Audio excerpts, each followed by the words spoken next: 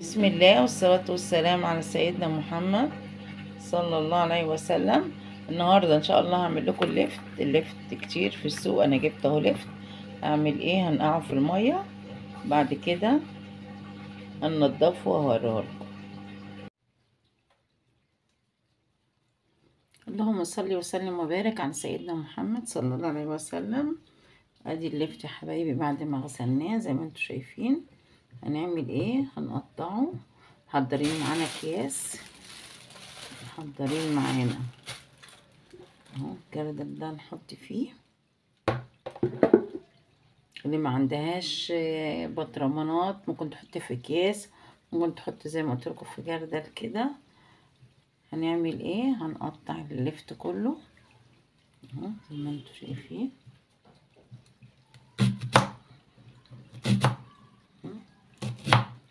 قطعي طبعا التقطيع اللي انت عاوزاها، اللي انت بتحبيها هو عاوزها. انا هقطع اللفت كله هوريه لكم. ادي يا حبايبي اللفت بعد ما قطعناه زي ما انتم شايفين. زي ما قلت لكم تقطعوا التقطيع براحتكم اللي انتوا عايزينها. معايا سكر، معايا ملح، حط عليه شطه، معايا البنجر بشره. هنعمل ايه بقى؟ معايا ميه، دول 5 رتل. هنحط لهم 10 معالق ملح. بسم الله. ادي الملح حط عليه شطه، 1 2 3 4 5 6 7 8. هكمل 10. نحط 10 معالق زي ما قلت لكم. دول 5 رتل ميه اهو. ادي كده 8.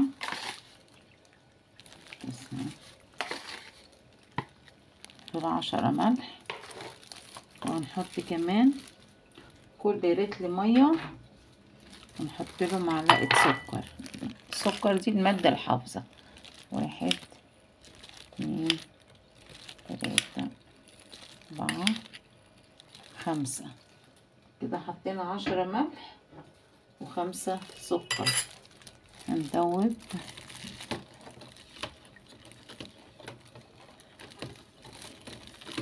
السكر دي، ده مادة حافظة، ده اللي هيحافظ لنا على اللفت. لآخر قطعة في اللفت هتلاقوها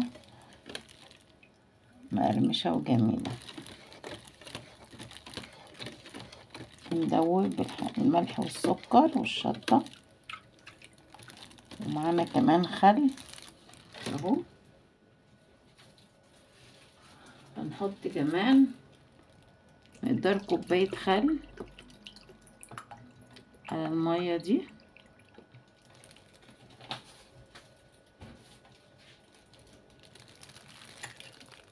الخل كله هندوب.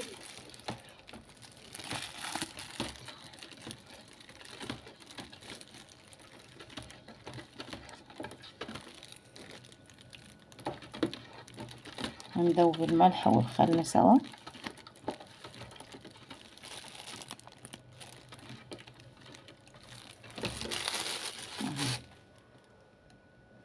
دوبنا الملح والخل والسكر والخل. هنجيب ممكن تحطي في اكياس زي ما قلت لك قبل كده، زي ما خلينا قبل كده في الاكياس. لو انت ما عندكيش بطرمانات، عندك بطرمانات خلاص تعبي في البطرمان. انا عندي اهو زي ما انتم شايفين. هعبي في ده يا حبايبي. هنعبي بقى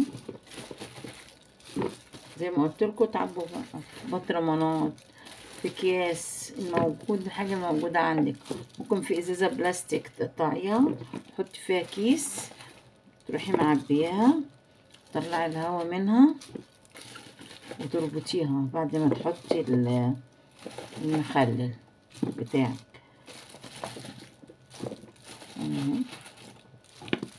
معايا كمان البنجر المبشور.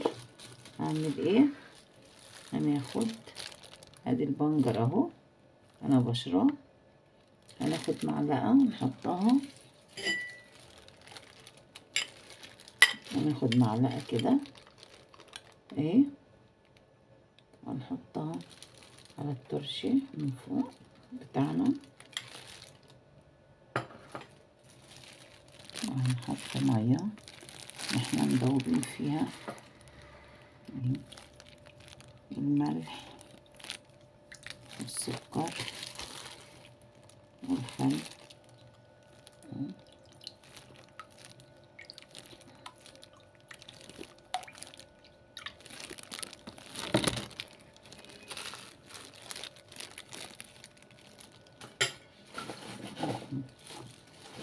نكمل.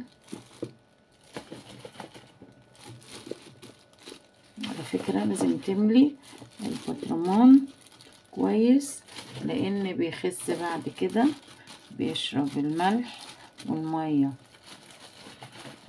لازم تمليه كويس وتدوسي عليه كويس. ونحط عليه كمان بنجر اهو على الوش.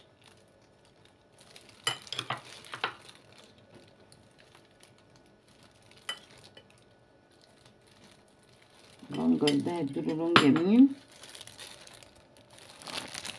نحط المية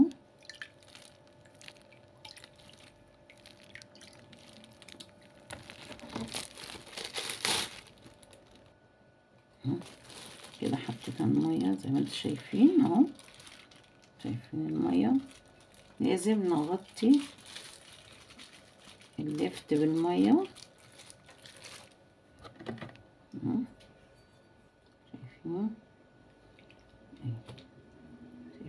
شايفين المية، لازم نغطي اللفت كله بالمية، ندوس عليه كويس كده.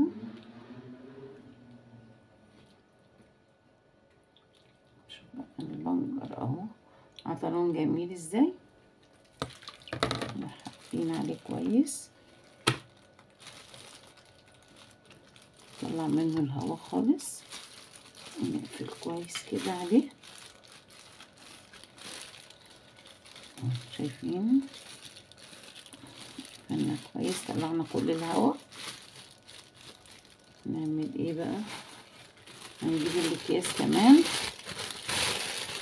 نركن كده دي، هنجيب الاكياس اهي وهنعبي فيها برضو.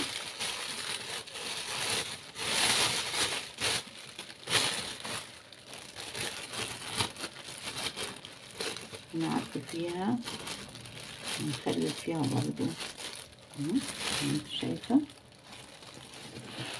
نجيب الاكياس كده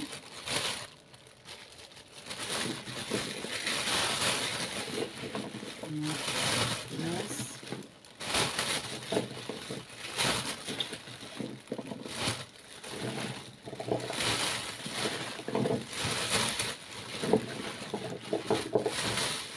كيس التلاجة دي هنسيبه بره التلاجة 3 ايام، وبعد كده نشيله في التلاجة. يعني احنا لو خلينا في الاكياس بنخليه بره التلاجة 3 ايام، وبعد كده بنشيله في التلاجة.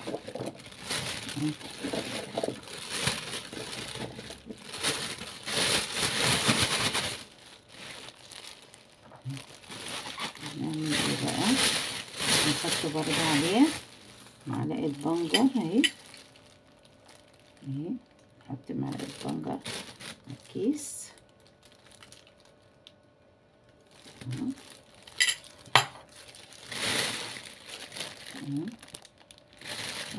كده برضه المحلول اللي احنا عملناه ده هنعدي في الكيس اهو.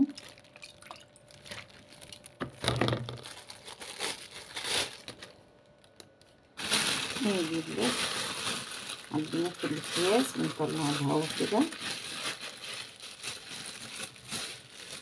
نظبطها.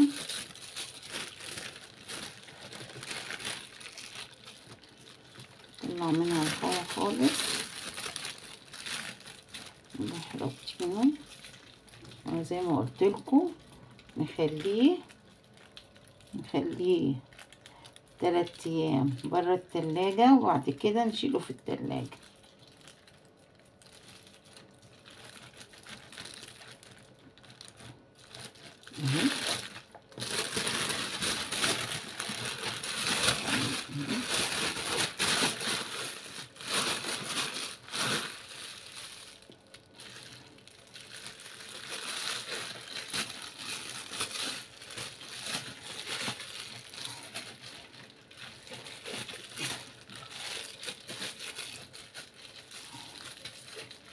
بألف هنا وشفا.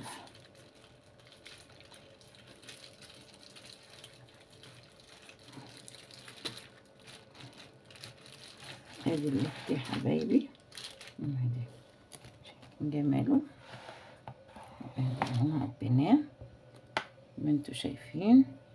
عايزاكم تجربوه وتقولوا لي ايه رأيكم. ألف هنا وشفا.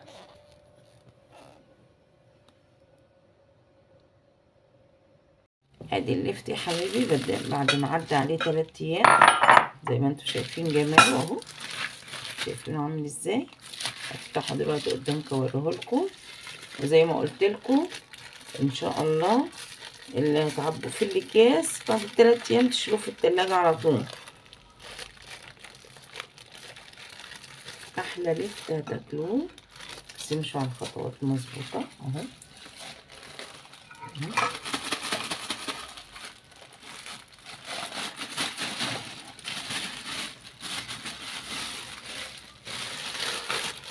زي ما انتوا شايفين جماله اهو. انا عاملاه في الكيس، شايفينه ولا غير ولا اي حاجه، لونه جميل. ادي الميه بتاعته الجميله اهي.